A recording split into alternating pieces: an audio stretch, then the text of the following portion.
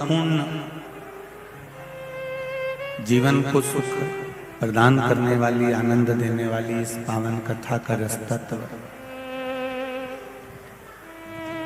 दूर दूर से कथा श्रवण करने पधारे सभी बहन भाई, जो कुछ ना कुछ भगवान शंकर से पाने की एक ललकता, भगवान शिव से अविरल भक्ति और मुक्ति का मार्ग प्रशस्त करने की एक अभिलाषा लेकर आप और हम इस पावन शिव महापुराण की कथा को श्रवण करने के लिए बैठे हैं। लाखों लाखों की संख्या में आप लोग यहाँ पहुंचे हैं।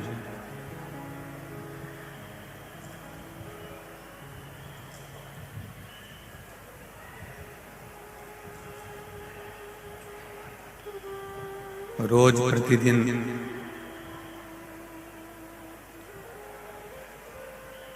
नागेश्वर मंदिर महिला मंडल रोज टेंट बढ़ाती जाती है और आप लोग रोज टेंट से बाहर निकलते चले जाते हैं।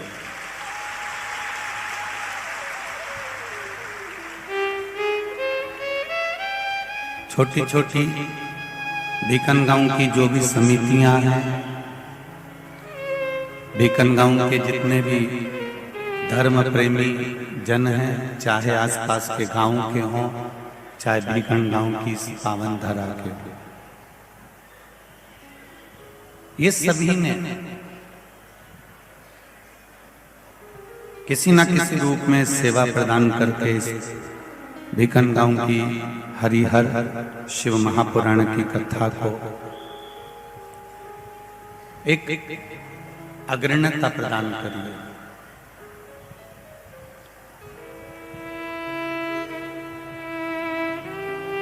शिव महापुराण की कथा में भगवान शंकर ने अपने पुत्र कार्तिकेय जी को, गणेश जी को, अशोक सुंदरी को, जया, विषहरा, शामली बारी, दौतली, देव, ये सारी कन्याओं को शिव जी ने एक ज्ञान बड़ा प्रबल दिया।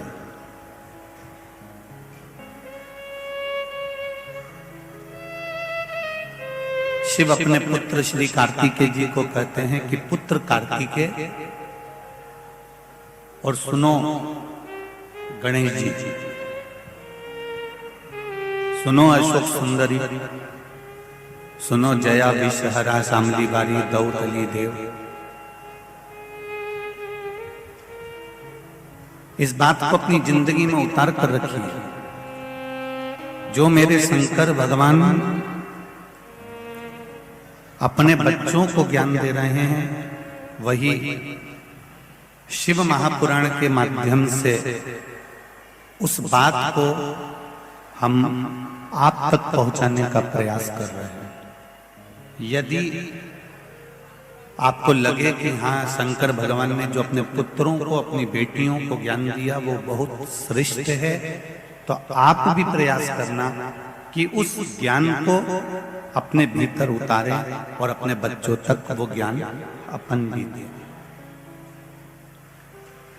अपन भी प्रदान करें। शिव जी कह रहे हैं कार्तिकेय से, सुनो कार्तिकेय, तुम्हारी माता ने कहा है कि तारकासुर का वध करो तो तुम्हें वध करने जाना चाहिए।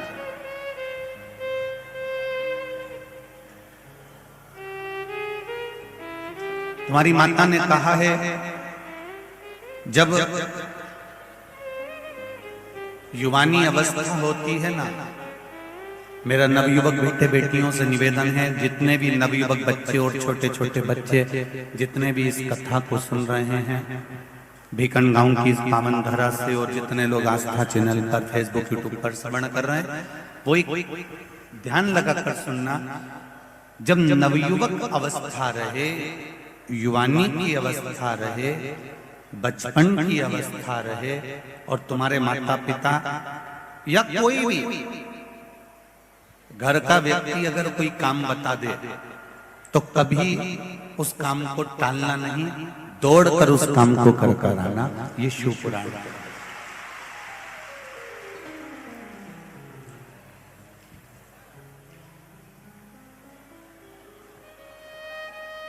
जब परिश्रम की उम्र में शंकर जी कह रहे हैं अपने पुत्र कार्तिकेय से, और जितने भी इस पावन पंडाल में जितने भी कार्तिक के बेटे हुए हैं अर्थात नवयुवक बेटे बैठे हुए हैं, अशोक सुंदरी अर्थात बेटियां बैठी हुई हैं, जया विषहरा शामली बारी दौतली मेरी बेटियां बैठी हुई हैं, बच्चे बैठे हुए हैं, नवयुवक बहुएं बैठी हुई हैं, नवयुवक बेटे बैठे हुए हैं। वो इस बात का ध्यान रखना, परिश्रम की उम्र में शंकर भगवान कहते हैं कभी आराम मत करो। काय की उम्र में? जम के बोलो जरा। परिश्रम की उम्र में, परिश्रम की उम्र में शिव कह रहे हैं कि कभी आराम मत करो।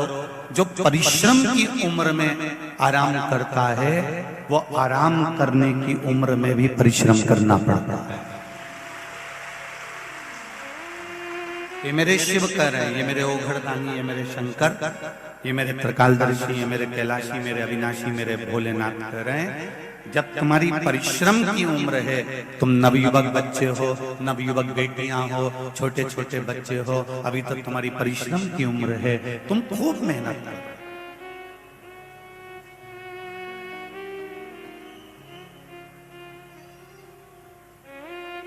अभी तुम्हारी आराम करने की उम्र नहीं है।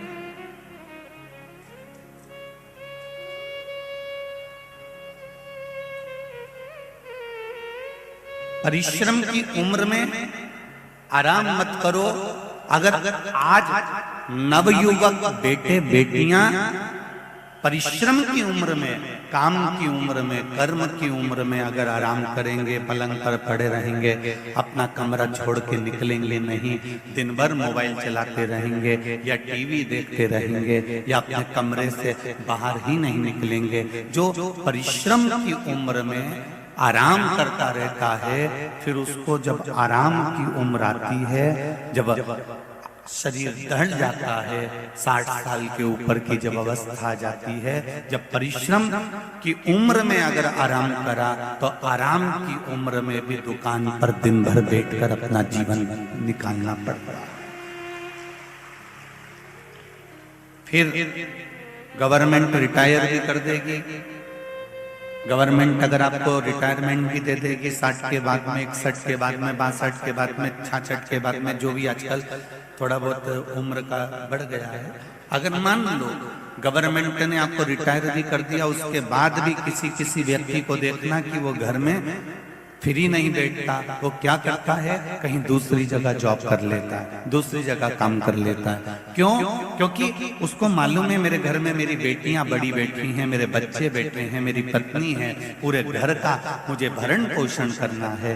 क्यों? जो परिश्रम की उम्र में आराम करते हैं उनको आराम की उम्र में परिश्रम करना ही पड़ता है, ये निश्चित है।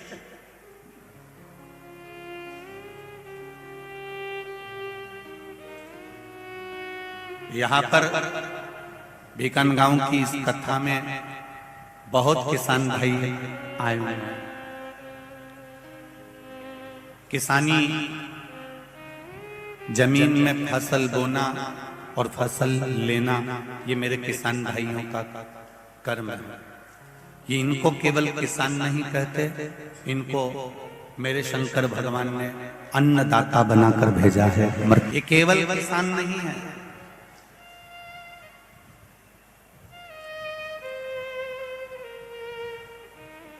आप भोजन की थाली में एक पूड़ी छोड़ देते हो, पोया छोड़ देते हो, सब्जी छोड़ देते हो, किसी किसान भाई से पूछना कि एक पूड़ी में जो गेहूं लगा, आटा लगा, उसको बनाने में, उस जमीन में बोने में, काटने में और उसको अपने घर तक लाने में पूरी पूरी पूरी पूरी श्वास से उसने अपनी उस जिंदगी की झोंक दी है, तब जाकर वो गेहूं, वो फसल घर में।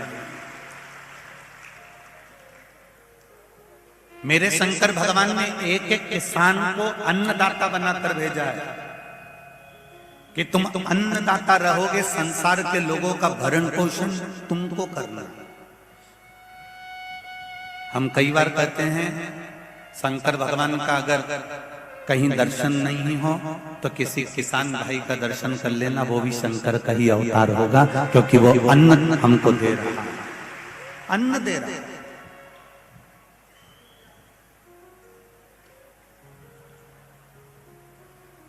कितनी मेहनत करता है राजा। सबसे ज्यादा समय अपनी वो सबसे सुंदर रानी राजा भर्तरी वो पिंगला को देता था। पिंगला कहती कि यहां बैठ जाओ, राजा भर्तरी वहां बैठ जाओ। पिंगला कहती एक काम कर दो, राजा भर्तरी वो काम कर दे।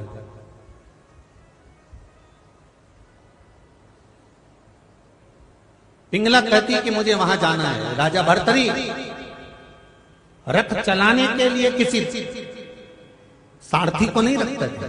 राजा भर्तरी जब पिंगला को लेकर जाना होता था तो खुद रथ चलाकर लेकर जाते थे। इतना स्नेह, इतना प्रेम राजा भर्तरी उस रानी से करते। सुंदर बहुत।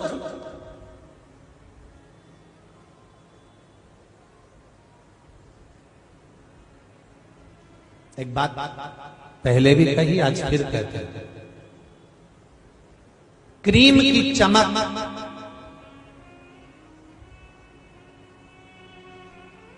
3 महीना 6 महीना 2 दिन रहती है, पर शिव महापुराण की कथा कहती है आपके भजन की चमक, अच्छे कर्म की चमक मरते दम तक रहती है। चेहरा चमकता रहता है। इसीलिए कहा मत बुरे कर्म कर बंदे वरना पछताएगा, भगवान की आंखों से तू बच नहीं पाएगा, तू बच नहीं पाएगा।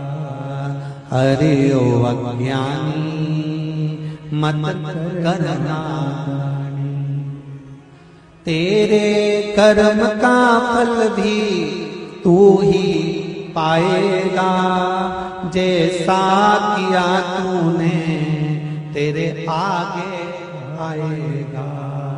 मत बुरे कर्म कर बंदे वरना पछताएगा, भगवान की आंखों से तू बच नहीं पाएगा, तू बच नहीं पाएगा। बड़ा मुश्किल है बच्चा।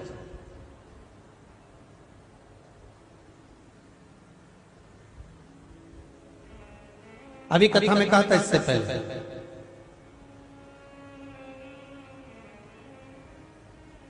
शरीर चले और तुम्हारे घर में चले,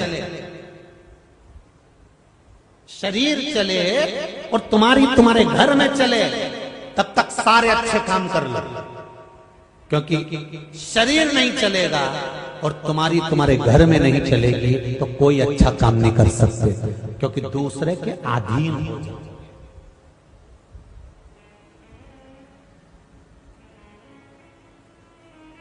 शरीर चल रहा है तब तक भजन करो, शरीर चले तब तक दान करो, पुण्य करो, संकीर्तन करो, भजन करो, कीर्तन करो, कथा सुनो, स्मरण करो, नाम जाप करो।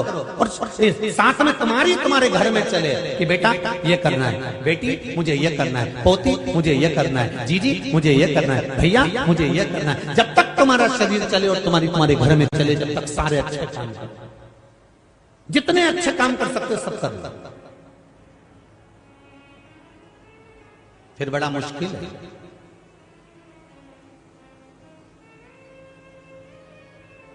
बहुत प्रेम करते थे राजा भर्तरी अपनी उस रानी को, इतना प्रेम करते थे, इतना प्रेम करते थे, सुंदर बहुत।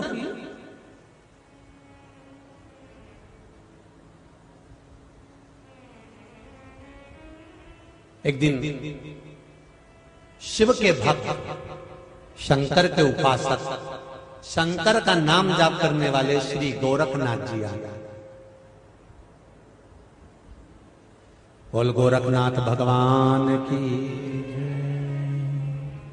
गोरखनाथ जी आ गए।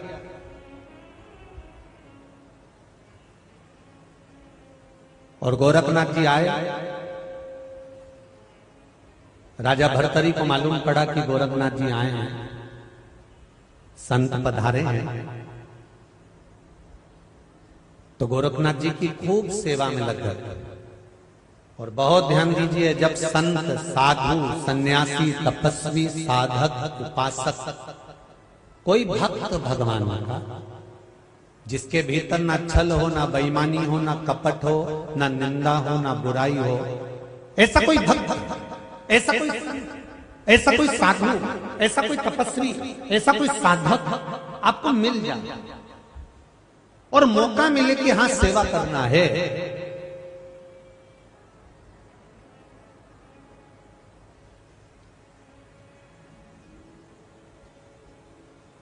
कुछ अच्छे काम में करने का, सेवा करने का मौका मिल जाए, कर लो।